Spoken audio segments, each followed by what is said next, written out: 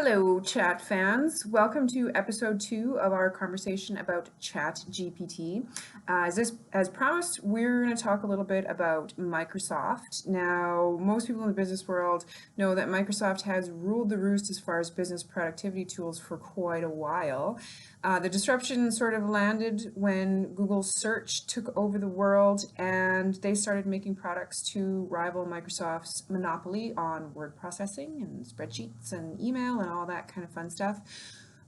Full disclosure, in our office we use all of the Google suite of tools and we find Microsoft to be very, very frustrating. But Jared is a Bing user and he loves it. He loves to talk about it. And he thinks that the way that Microsoft has invested in ChatGPT may make a huge difference to the way that they monopolize search going forward. So we talked a little bit about that. So take a listen and let us know what you think.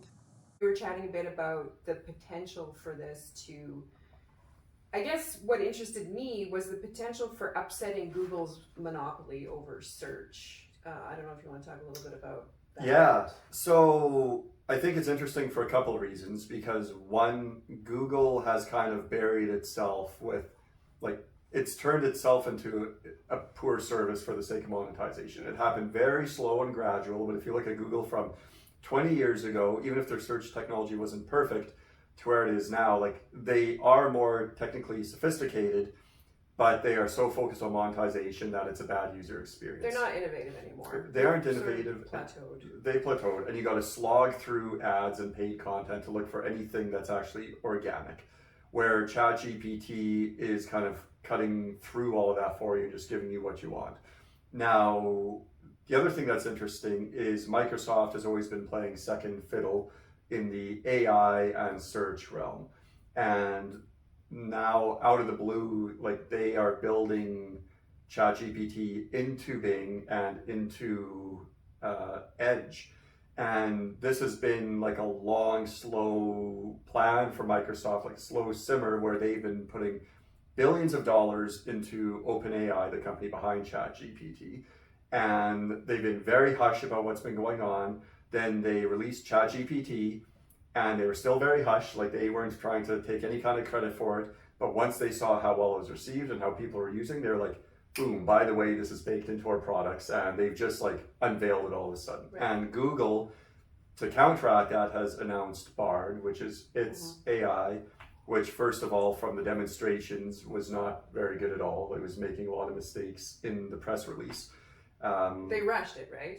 And they rushed it. They were trying to play catch up, which is very not like Google. Yeah. That's more what Microsoft's been doing for the last couple decades, where they play their cards right. And I think they have an opportunity to take the top spot for internet search and virtual assistants as well, because Siri was kind of the virtual assistant, but it's kind of rigid as well. It's not bad if you're saying, set me a reminder or how do I get here? Right. But in terms of organic, fluid conversation with it, it's light years beyond that. And now Microsoft kind of rules the roost with all of this stuff. So it's interesting from a tech perspective. It's interesting from an industry perspective.